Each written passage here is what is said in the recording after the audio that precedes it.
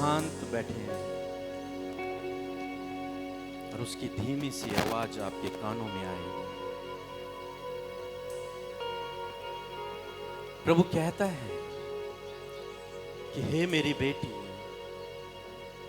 हे मेरे बेटे, तू चिंता मत कर, तू चिंता मत कर, तू चिंता मत कर। मैंने तेरे आंसुओं को देखा है, मैंने तेरे दर्द को देखा है, मैंने तेरे उस दुख को देखा है, इसलिए तू चिंता न कर, तू चिंता न कर। तेरा परमेश्वर तेरे साथ में है और वो तेरे लिए बड़े बड़े कामों को करेगा। आमीन। ऐसे कामों को जो तेरे आंखों ने नहीं देखे होंगे, जो तेरे कानों ने नहीं सुने होंगे, जो तेरी चित्त में भी नहीं समाये होंगे, ऐसे काम प्रभु तेरे लिए करेगा। ऐसे काम प्रभु तेरे लिए करेगा, ऐसे काम प्रभु तेरे लिए करेगा। हे मेरी बेटी, हे मेरे बेटे, चिंतित न हो। आज परिस्थितियां विपरीत हैं, लेकिन आने वाला दिन खुशियों भरा है। अरे तेरे दुख आनंद में बदलने वाले हैं, इसलिए धीरज रख और चिंता न कर। बस प्रभु में बने रहें और आप फलवंत होंगे, आप फलवंत होंगे। यदि आपने प्रभु की आवाज को सुना है, यदि आपको लगता है कि आपके लिए ये वर्ड है, तो जोर से कहें आमीन। क्योंकि जब आप आमीन कहते हैं तो आपके जीवन में हो जाता है। आइए जोरदार तालियां प्रभु यीशु मसीह के लिए, क्योंकि वही महिमा के योग्य और आदर के योग्य प्रभु है। वो हमारे बीच में है। उसने आपके आंसुओं को देखा है, आपके आंसुओं को वो पोंछेगा। सच में परमेश्वर की उपस्थिति यहां पर है। कितने लोगों को महसूस हुआ कि प्रभु की उपस्थिति है? कितने लोगों ने प्रभु ने कितने लोगों को छुआ? वाओ! और जब प्रभु छूता है तो वो परिस्थितियों को बदल देता है। हालांकि आपको महसूस हो या न हो, लेकिन आपकी परिस्थितियां बदलने जा रही हैं, आपके हालात बदलने जा रहे हैं। आप जब इस मीटिंग से जाएंगे, आपके हालात बदलने लगेंगे, आपकी परिस्थितियां बदलने लगेंगी। मैं जब मसीह को नहीं जानता था और एक दिन एक भाई ने मुझसे कहा कि एक मीटिंग हो रही है, वहां चलो, खाना खा के आ जाएंगे। मैंने कहा ठीक है, और मैं उस भाई के साथ में, सुन रहे हैं आप, ध्यान से सुन रहे हैं, सभी लोग बैठ जाएंगे, इधर उधर कोई नहीं जाएगा क्योंकि इससे डिस्टरबेंस होता है। वॉलंटियर सभी लोग जितने भी हैं बैठ जाएंगे और ध्यान से सुनेंगे। अगर आप सुनेंगे नहीं तो हमारा आना व्यर्थ है और आपका बैठना भी व्यर्थ है। सुनने से, विश्वास सुनने से, और सुनना मसीह के वचन से होता है। और जब विश्वास आता है तो विश्वास करने वाले के लिए सब कुछ संभव हो जाता है।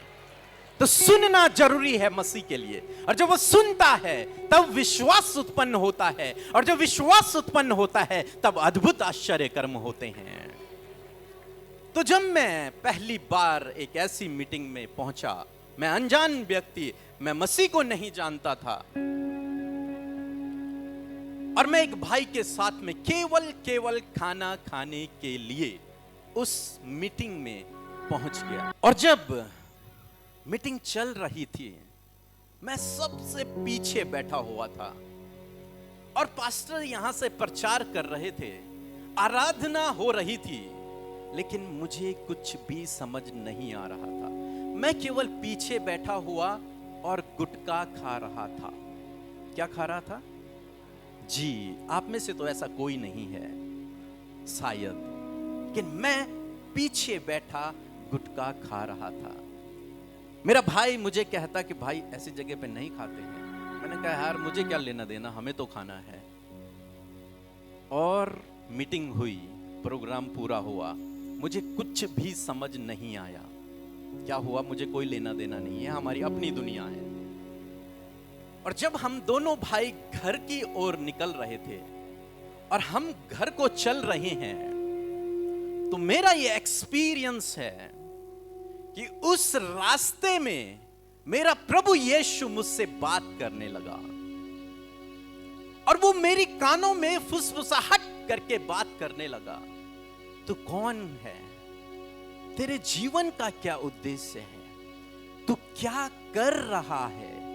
तूने ऐसा क्यों किया? और ये बातें जब मेरे कानों में पड़ती, मैं उन्हें सुनता और मायूस सा होने लगता कि मैं क्या कर रहा हूं अपनी लाइफ में। मेरा जीवन तो बर्बादी की ओर जा रहा है।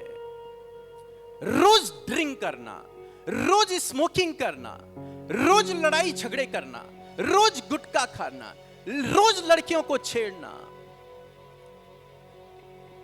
और जब ये बातें प्रभु मुझसे कहने लगा, जब मेरे पापों को, मेरे गलत कामों को प्रभु मेरे सम्मुख रखने लगा, उस दिन उस रास्ते में घर पहुंचते मैंने कहा भाई से, भाई एक बात बता, ये यीशु है कौन? उसने मुझे पूरा यीशु के बारे में बताया, यीशु कौन था, कैसे आया, क्यों मारा गया, सारी हिस्ट्री उसने मुझे बताई। 1-2 बजे रात तक हम दोनों भाई बात करते रहे और उसके बाद हम दोनों सो गए। जब दूसरे दिन सुबह मैं उठा, आप माने न माने, जो सोया था वो मुर्दा हो गया, जो उठा था वो नया जीवन था, वो एक नया मनुष्य था। उस दिन से लेकर जब मैं सुबह उठा, उस दिन मेरा मन नहीं किया कि मैं कोई गुटखा खाऊं, उस दिन मेरा मन नहीं किया कि मैं स्मोकिंग करूं। और उस दिन से मैंने अपने अंदर एक अलग सी बात को महसूस किया कि जैसे मैं न चाहकर भी बदल गया। और एक लड़की थी जिससे मैं बातचीत किया करता था, उसने मुझे फोन किया और मैंने उससे कहा कि आज से तू मेरी बहन है और मैं तेरा भाई हूं। उसे यकीन नहीं हुआ, उसने फोन काट दिया। मेरे दोस्त लोग आए, भाई पार्टी करनी है चलो। मैं भी तैयार हो गया, चलो। वो सारी चीजें आप जानते हैं जवान लड़के क्या करते हैं, सारी चीजों को लेकर पहुंच गए स्टेशन पे। मैं भी निकला घर से स्टेशन की तरफ। और मैं जब स्टेशन पे खड़ा था, एक गुटखे की दुकान वहां पर थी। जब मैंने उसकी तरफ देखा तो मन में आया, यार एक खा ही लेता हूं, अभी तो पार्टी करने हम जा ही रहे हैं। मैं गया, मैंने वो गुटखा लिया, उस गुटखे को फाड़ा, और आप जानते लड़के कैसे खाते हैं, वैसे ही मैंने खाया। और जैसे ही वो गुटखा मेरे मुंह में, मेरी जीभ से टच हुआ, मुझे ऐसे लगा कि मैंने दुनिया की सबसे गंदी चीज खा ली है। आपको यकीन नहीं आएगा, मैं ऐसे करके नल तक गया और मैंने अपना मुंह उसी समय साफ किया। अरे मैं तो नहीं चाहता था कि मेरा जीवन बदल जाए, लेकिन प्रभु यीशु ने मेरे हालात तो बदल दिए, मेरा जीवन बदल दिया, मेरी परिस्थितियों को बदल दिया। मैंने नहीं चाहा। लोग कहते हैं तुम पैसे देके ईसाई बन गए। हम नहीं चाहते थे कि हम बदल जाएं, लेकिन उसने बुला दिया, उसने हमें बदल दिया। हालेलुया। ईसाइयों ने तो 1 रुपए नहीं दिया। अभी देखो, आप खुद दे रहे हैं। यहां देखो, आप खुद दे रहे हैं। लोग कहते हैं कि ईसाई देते हैं, मीटिंग में बुलाते हैं, ईसाई पैसे देते हैं। आप खुद दे रहे हैं और आप दे रहे हैं। अभी आप सब लोगों ने दिया, आप सब लोग दे रहे हैं। हमने घर बनाया, किसी ने कहा कि ईसाइयों ने इन्हें पैसे दे दिए इसलिए घर बना दिया। मैं गया, बैंक गया, मैंने अपना अकाउंट स्टेटमेंट निकाला, उस व्यक्ति के पास गया, ये मेरा अकाउंट स्टेटमेंट है, इसमें मेरी इनकम देखो कितनी है, अब लगाओ मैं इस घर को बना सकता हूं कि नहीं बना सकता हूं, अब लगाओ कि इसमें कौन सा पैसा आया है जो किसी ईसाई ने दिया होगा। मैंने कहा ईसाइयों ने तो आज तक नहीं दिया, लेकिन मेरे यीशु ने मुझे छप्पर फाड़ के दिया है, बहुत दिया है, इतना दिया है, बहुत ज्यादा दिया है। हालात बदल जाते हैं यीशु तेरे आने से। जब यीशु आपको छूता है, आपकी परिस्थितियां बदल जाती हैं। जब आप ऐसी मीटिंग में बैठते हैं, आपको अपने शरीर में महसूस हो या ना हो, लेकिन आपकी परिस्थिति बदलने जा रही है। एक भाई ने कहा, उसकी नई नई शादी हुई थी, वो पास्टर के पास गया। पास्टर ने पूछा, भाई शादी करके कैसा लग रहा है? उसने कहा, पास्टर जी कुछ महसूस नहीं हो रहा, कुछ अलग सा महसूस नहीं हो रहा, वैसी है जैसे पहले था। तो पास्टर ने उससे कहा, भाई तुझे महसूस हो या ना हो, लेकिन तू शादीशुदा है, ये बात मत भूलना। तुझे महसूस हो ना हो, पर तेरी शादी हो चुकी है, इस बात को याद रखना। आपको महसूस हो या ना हो, लेकिन आपकी परिस्थितियां बदलने जा रही हैं। आपको आज यहां पर लगे या ना लगे, लेकिन आने वाले दिनों में आपकी परिस्थितियां बदलने जा रही हैं। यदि यीशु ने आपको छुआ है, यदि यीशु की आवाज को आपने सुना है, तो आपकी परिस्थितियां बदल जाएंगी। एक समय की बात है जब हम भी अपने जीवन में बहुत स्ट्रगल कर रहे थे। जवान लड़के, नौकरी नहीं, बेरोजगार। आज की डेट में आप बेरोजगारी के बारे में इतना सब कुछ सुनते हैं। बेरोजगार व्यक्ति, कुछ नहीं, कोई लड़की देने के लिए तैयार नहीं। मैडम के मम्मी पापा ने मना कर दिया, ये तो कुछ करता ही नहीं है। समझ रहे हैं? उन्होंने कहा ये तो कुछ करता ही नहीं है, इसको कैसे हम अपनी लड़की दे दें। लेकिन हमारा भरोसा प्रभु पर है, जो हालातों को बदल देता है। जानते हैं, मसीह में 1 साल बीता, 2 साल बीता, 4 साल बीते, मसीह में ऐसे नहीं होता। मैं आपको एग्जाम्पल करके बता रहा हूं। आप मसीह में आए और ऐसे नीचे नहीं होता।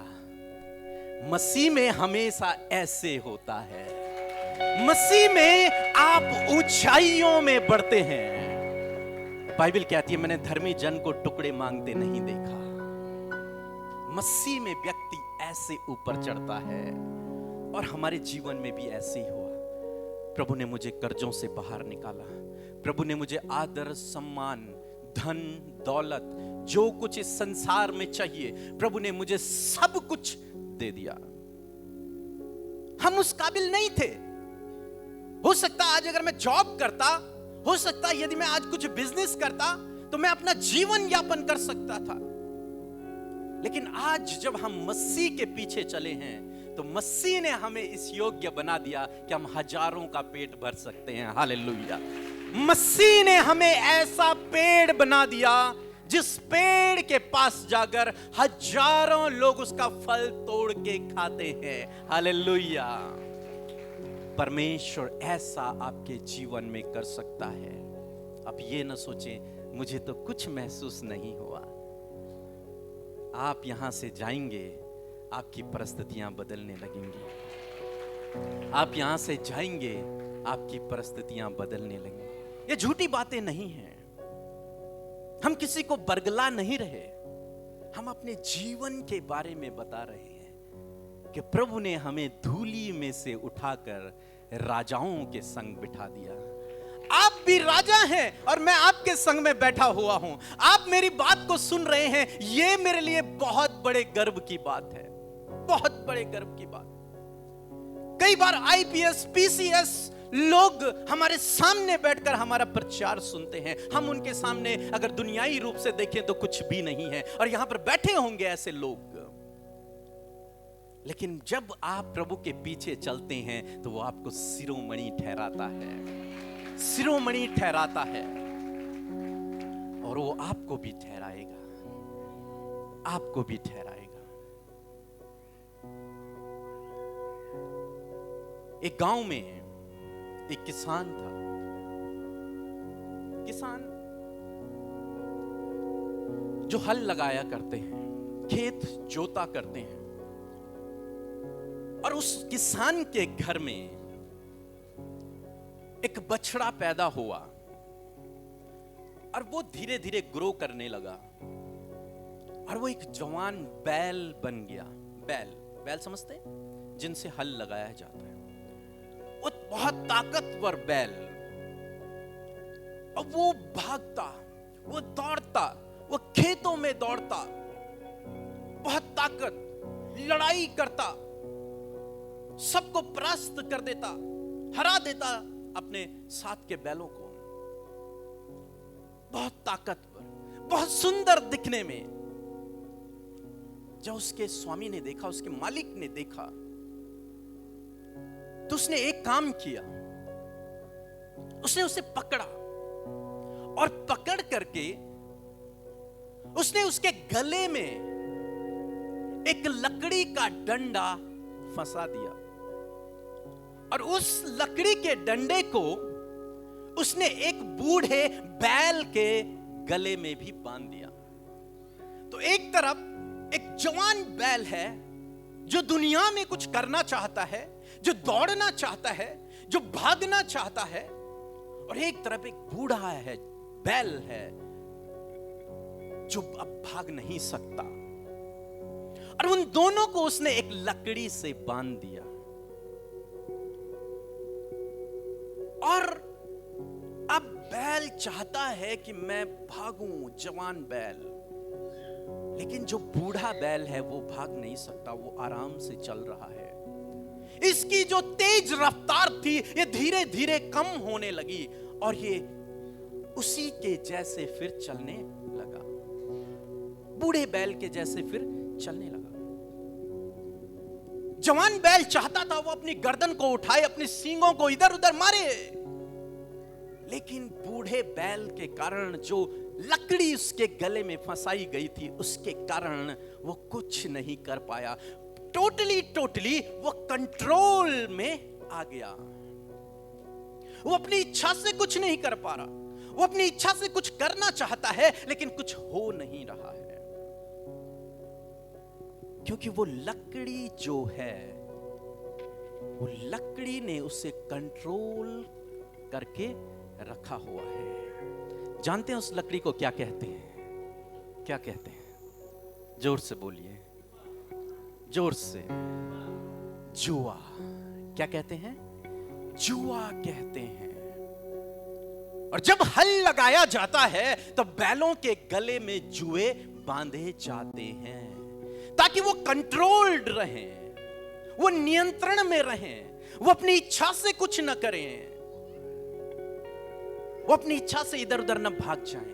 उनको कंट्रोल करने के लिए, उनको नियंत्रण करने के लिए, नियंत्रित करने के लिए उनके गले में उनका जो स्वामी होता है वो एक जुए को डाल देता है और उसमें रस्सी बांध देता है, उसे छुड़ा भी नहीं सकता। अब इस जवान बैल की जो आशाएं थी वो धीरे धीरे निराशाओं में परिवर्तित हो गई और धीरे धीरे ये जवान बैल भी उस जुए में जुट गया जो जुआ उसे अब आगे नहीं बढ़ने दे रहा।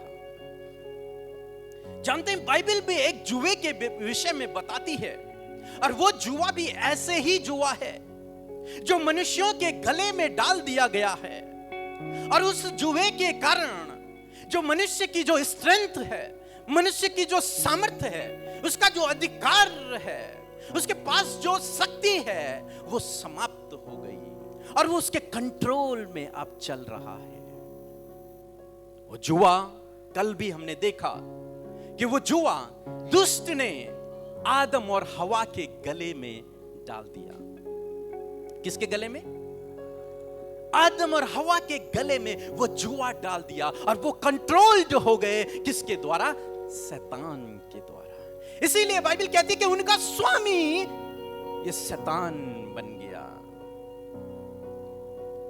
और उसने उनके गले में एक जुआ डाल दिया। ऐसा जुआ जिस जुए के कारण उन्होंने अपने उस अधिकार को, उन्होंने उस सामर्थ्य को जो परमेश्वर ने उन्हें दी थी उसे खो दिया। और आज भी ऐसे बहुत सारे भाई बहन हैं इस दुनिया में, हो सकता है यहां पर भी, जिनके गले में आज दुष्ट ने वही जुआ डाल रखा है और उन्हें अपने साथ में बांध दिया है ताकि वो भाग न सके, ताकि वो उड़ न सके। जिस पक्षी को चाहते ये पक्षी उड़े ना, उसके पंख वो काट देते तब वो उड़ नहीं पाती। कंट्रोल। और उस दुष्ट ने ऐसे लोगों पर क्या कर दिया? कंट्रोल करके रखा हुआ है। मसीह में भी आज लोग हैं, लेकिन कहीं ना कहीं वो एक जुए के अंदर है, एक जुए के कंट्रोल में है। कई प्रकार के जुए हैं आज। चिंता का जुआ, ये चिंता का जुआ बहुत बड़ा है। जिस चिंता के जुए को परमेश्वर ने नहीं बल्कि दुष्ट ने आपके गले में डाला हुआ है ताकि आप चिंता करें और चिंता कर करके आप चिता बन जाएं। कंट्रोल आपके ऊपर लगाया है चिंता का। एक जुआ उसने आपके गले में डाला है, चिंता का, एंजाइटी का, डिप्रेशन का जुआ। वो चाहता है कि आप चिंता में रहें, एंजाइटी में रहें, गलत विचारों में रहें, नेगेटिव थॉट्स में रहें। आप दूसरे के बारे में गलत सोचें, दूसरे के बारे में गलत कल्पना करें, ताकि एक दिन आप चिता तक पहुंच जाएं। उसका उद्देश्य मनुष्य के लिए केवल एक ही है कि मैं इस सृष्टि को जिसे परमेश्वर ने बनाया है इसे नाश करूं। और नाश करने का उसका एक हथियार है ये जुआ। और चिंता का जुआ ये बहुत बड़ा हथियार है। आज जवानों को आप देखें, वो सारे डिप्रेस्ड हैं, वो सारे एंजाइटी में पड़े हुए हैं, सारे चिंताओं में हैं। उनके जीवन में अगर कुछ नहीं हो रहा है, वो इतनी चिंताग्रस्त हो रहे हैं कि वो सुसाइड कर दे रहे हैं, आत्महत्या कर दे रहे हैं। उन्हें अपने जीवन की चिंता नहीं, उन्हें सुसाइड करना, और कर भी देते हैं बहुत सारे।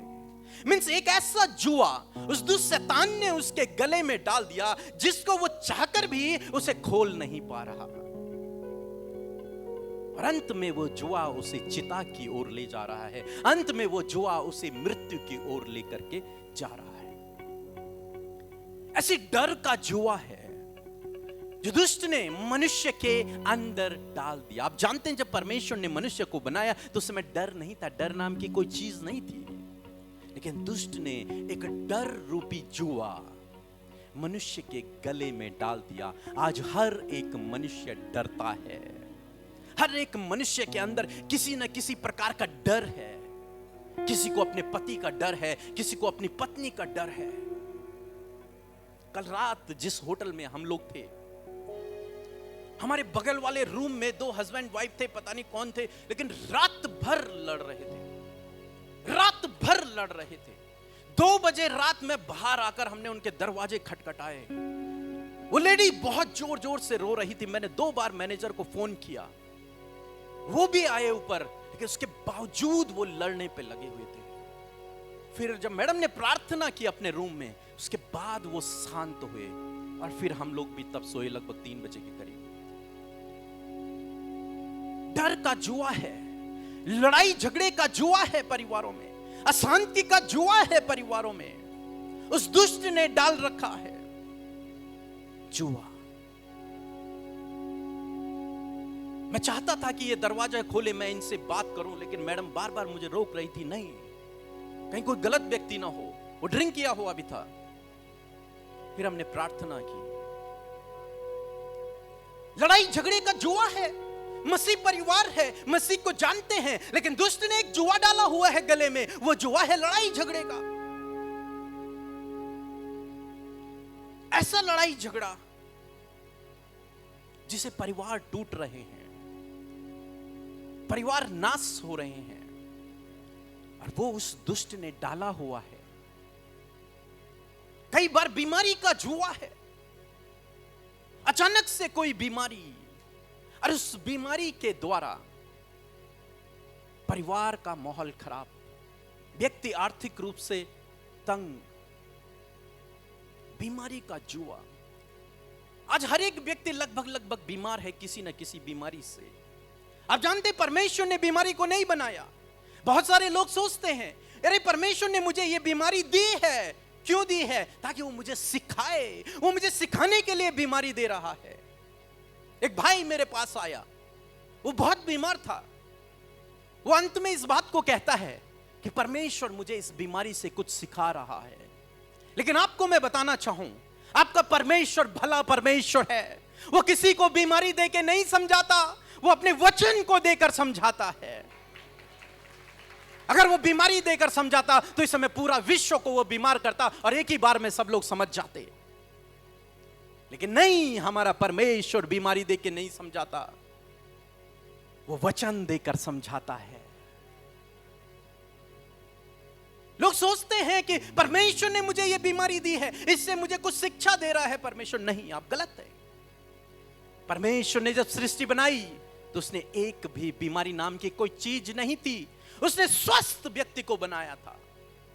बाइबल में लिखा है कि ऊंट कटारे भी नहीं थे पृथ्वी पर, एक कांटा भी नहीं था। मैं यूं कहता हूं कि गुलाब पर भी तब कोई कांटा नहीं था। हमारा परमेश्वर ऐसा परमेश्वर है जो सब कुछ अच्छा बनाता है। उसने आपको बीमारी नहीं दी है। ये बीमारियां या तो दुष्ट की ओर से होती हैं या फिर आपका जो खान पान होता है, आजकल का जो अनाज है उसके द्वारा, पॉल्यूशन के द्वारा, वातावरण के द्वारा ये बीमारियां फैल रही हैं। एक और जुआ जो आज की डेट में देखने को मिलता है, कर्ज का जुआ। लोगों के घरों में उस दुष्ट ने ऐसे जुए लगा रखे हैं। कर्ज का जुआ। आज मैक्सिमम लोग कर्ज के कारण परेशान हैं। आपने कितनी घटनाएं सुनी कि एक व्यक्ति ने अपनी पूरी फैमिली को जहर दे दिया और मार दिया। कारण क्या था? केवल कर्ज। छोटे छोटे बच्चे थे उसके, उसने सबको मार दिया, अपने आप भी मर गया। कर्ज। कितने ही लोग हैं जिन्होंने अपने घर तक को बेच दिया, सब कुछ बेच दिया, अपनी पत्नी के गहने बेच दिए, कहीं कुछ कर दिया, केवल किसके कारण? कर्ज। एक कर्ज एक बहुत बड़ा जुआ है, दुष्ट आत्माओं का जुआ। बहुत सारे लोगों के गले में उस दुष्ट ने अपने उन चेलों को भेज रखा है और उनका गले में उस जुए को बांध रखा है। दुष्ट आत्माओं का जुआ, असफलताओं का जुआ। ऐसे बहुत सारे जुए हैं जो दुष्ट शैतान ने लोगों के गले में डाले हुए हैं। धर्म का भी एक जुआ है। ये धर्म का जुआ भी किसी को आराधना नहीं करने देता। अब चाहे ईसाई हो चाहे कोई भी हो, ईसाई को भी वो रोक के रखता है, नहीं तुझे ऐसे आराधना नहीं करनी है। धर्म का भी एक जुआ है। लेकिन आज यदि आप इनमें से किसी भी एक जुए में जुटे हुए हैं, चाहे आप मसीह में ही क्यों नहीं हैं, यदि आप गुस्से के जुए में जुटे हुए हैं, आप लड़ाई झगड़े के जुए में जुटे हुए हैं, आप किसी बुरी लत के जुए में जुटे हुए हैं, नशे के लत जुए में जुटे हुए हैं, आप कर्ज के जुए में जुटे हुए हैं, आप चिंता के जुए में जुटे हुए हैं, आज परमेश्वर आपसे कुछ कहता है। आपका परमेश्वर कहता है नहूम की किताब उसका 1 अध्याय 13 पद में, अब मैं उसका जुआ तेरी गर्दन से तोड़ दूंगा और तेरे बंधनों को मैं फाड़ दूंगा। परमेश्वर कहते हैं कि तेरे जो जुए हैं, जो उस दुष्ट ने तेरे गले में डाल रखे हैं, उन जुओं को मैं तोड़ दूंगा यीशु के नाम में। वो जुए टूट जाएंगे जब आप यहां से जाएंगे। आपके सारे जुए टूटे होंगे यीशु के नाम में। यीशु के नाम में वो कर्ज का जुआ भी टूट जाएगा, वो चिंता का जुआ भी टूट जाएगा। हर प्रकार का जुआ जो आज आपके घर में उस दुष्ट ने लगाया हुआ है, आपके गले में लगाया हुआ है, आपके परिवार वालों के गले में लगाया हुआ है, प्रभु कहता है कि अब मैं उसके जुए को तोड़ डालूंगा और उसके बंधनों को मैं फोड़ डालूंगा। हालेलुया। आपका परमेश्वर ऐसा परमेश्वर है जो बंधनों से आजाद करता है। वो नशे का जुआ जो मेरे ऊपर था, उसने एक रात में उसे तोड़ दिया। हालेलुया। हमारा परिवार बहुत अधिक दुष्ट आत्माओं से ग्रसित परिवार था। इतना दुष्ट आत्माओं से ग्रसित कि मेरे पापा ने, मेरे ताऊ जी ने जीवन भर जितना कमाया, बहुत अच्छा कमाया उन्होंने, वो सब उन्होंने उन दुष्ट आत्माओं पर लगा दिया ताकि हम ठीक रहें। लेकिन रिजल्ट जीरो।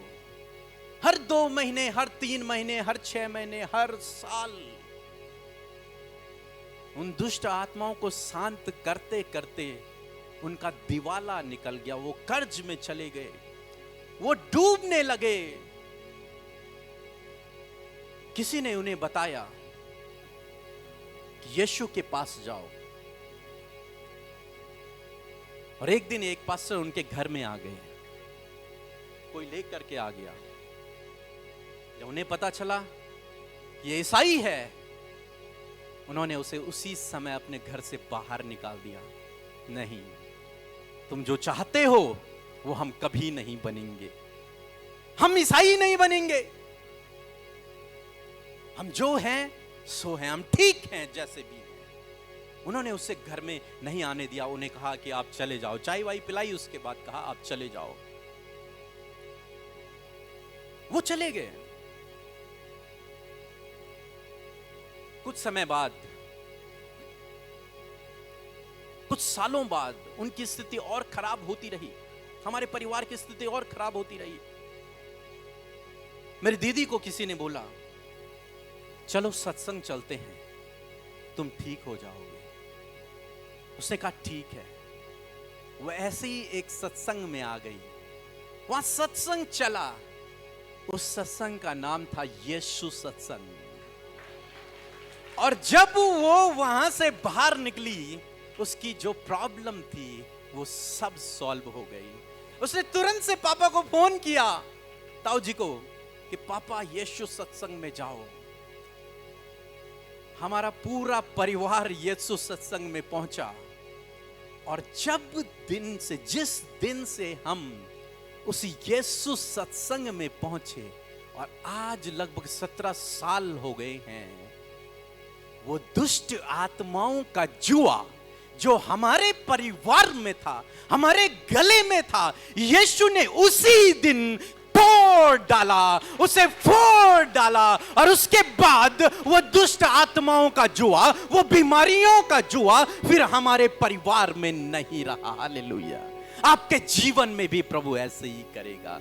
हमारा परमेश्वर कहता है कि अब मैं उसका जुआ तेरी गर्दन से क्या कर दूंगा, तोड़ डालूंगा। वो उन जुओं को तोड़ने वाला परमेश्वर है। एक समय था जब मेरी गर्दन पर कर्ज का जुआ था।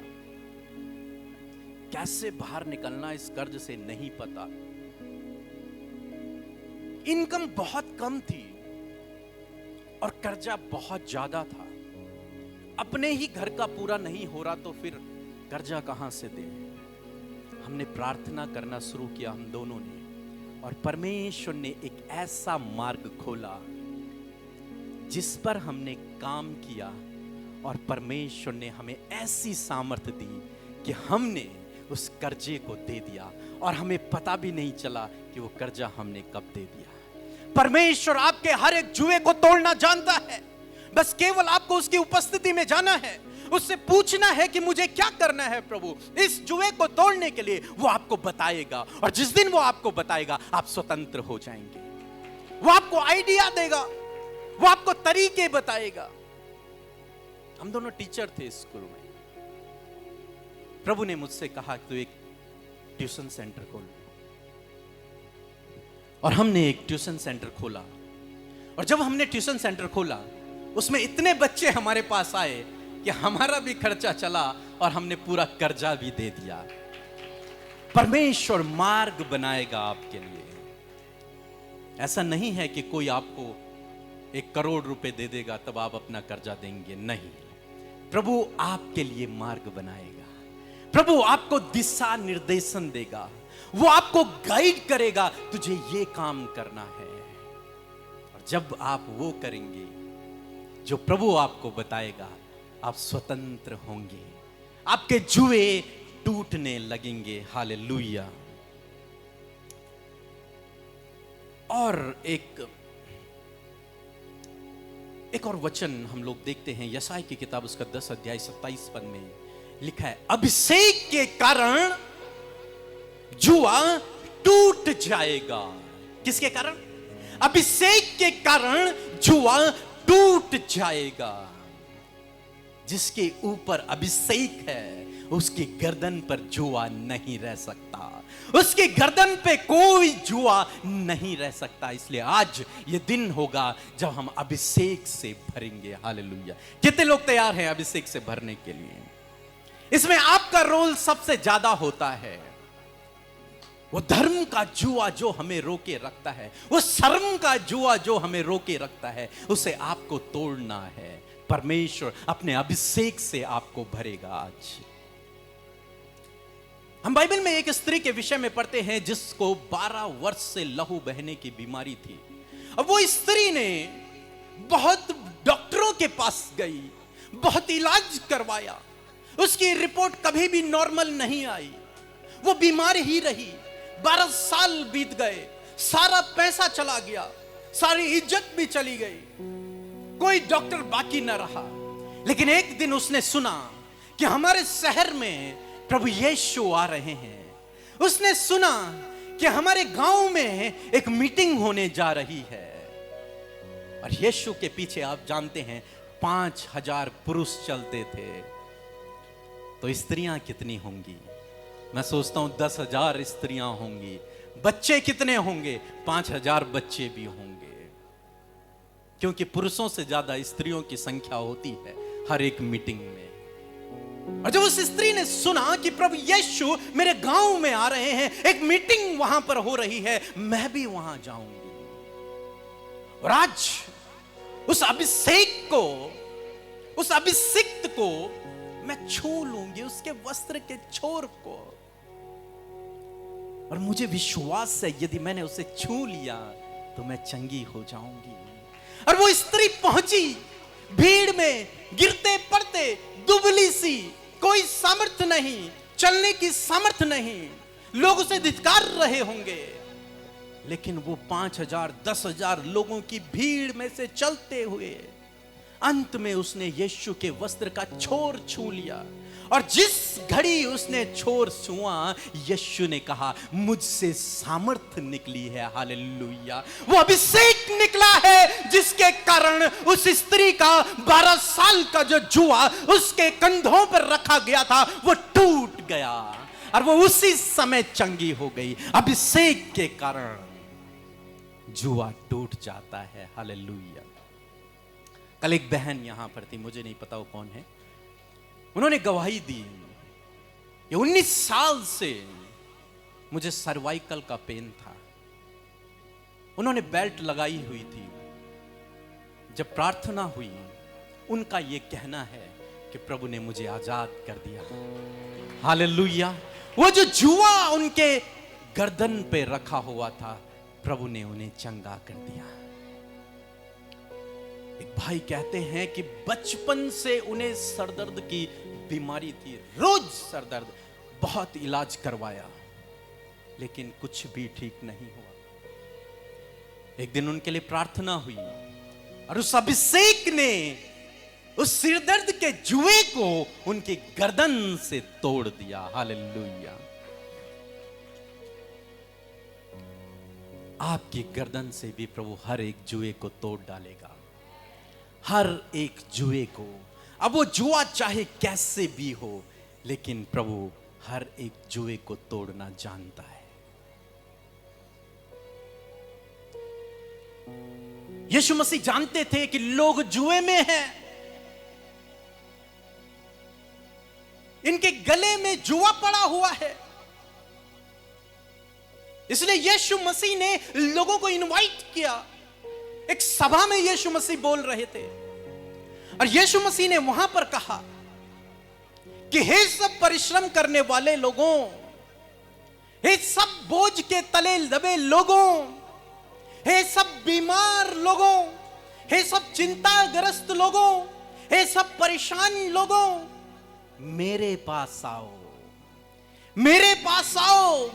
अपने मन को फिराकर मेरे पास आओ, अपने गलत कामों को छोड़कर मेरे पास आओ। और मेरा जुआ, और लिखा है कि मैं तुम्हें विश्राम दूंगा। मेरा जुआ तुम उठा लो और अपना जो जुआ है मुझे दे दो। लिखता है तुम्हारा जुआ तो बहुत भारी है, उसे मुझे दे दो, मैं उठाऊंगा। मेरा जुआ जो बहुत हल्का है उसे तुम ले लो। प्रभु आज जो चाहता है कि आप अपना जुआ उसके सम्मुख रख दें, उसको दे दें उस जुए को। वो आपको विश्राम देगा, वो आपको शांति देगा, वो आपको आनंद देगा, वो आपको आशीषें देगा, वो आपको सफलता देगा, वो आपको नए नए आइडियाज देगा, वो ऐसे काम आपको देगा जिन पर चलकर आप आगे बढ़ोगे। प्रभु कहता है, सब परिश्रम करने वालों, परिश्रम तो कर रहे हो लेकिन फल नहीं मिल रहा। चिंता करने वाले लोगों, डिप्रेशन में रहने वाले लोगों, परेशान लोगों, समाज के द्वारा धुतकारे हुए लोगों, तुच्छ जाने वाले लोगों, मेरे पास आ जाओ, मैं तुम्हें विश्राम दूंगा, मैं तुम्हें शांति दूंगा, मैं तुम्हें आनंद दूंगा, मैं तुम्हें खुशियों से भर दूंगा, मैं तुम्हारे हालातों को बदल दूंगा, मैं तुम्हें उस अभिषेक से भर दूंगा जिसके द्वारा हर एक जुआ टूट जाएगा। फिर आपकी गर्दन में कोई जुआ नहीं रहेगा। उसने कहा, अपना जुआ मुझे दे दो और मेरा जुआ ले लो। यदि आज आप चाहते हैं कि प्रभु आपके जुए को तोड़ डाले, यदि आप किसी जुए में हैं, आज प्रभु ने आपसे बात की है, इसलिए अपने मन को कठोर न करें। यदि आपने उसकी आवाज को सुना है कि मैं एक जुए में फंसा हुआ हूं या फिर फंसी हुई हूं, तो आज आपके लिए यह मौका होगा जब उस जुए को आप प्रभु को दे देंगे और प्रभु का जुआ जो सहज है, हल्का है, उसके पीछे चलने का जुआ अपने ऊपर ले लेंगे। और बाइबल कहती है कि अभिषेक के कारण हर एक जुआ टूट जाएगा।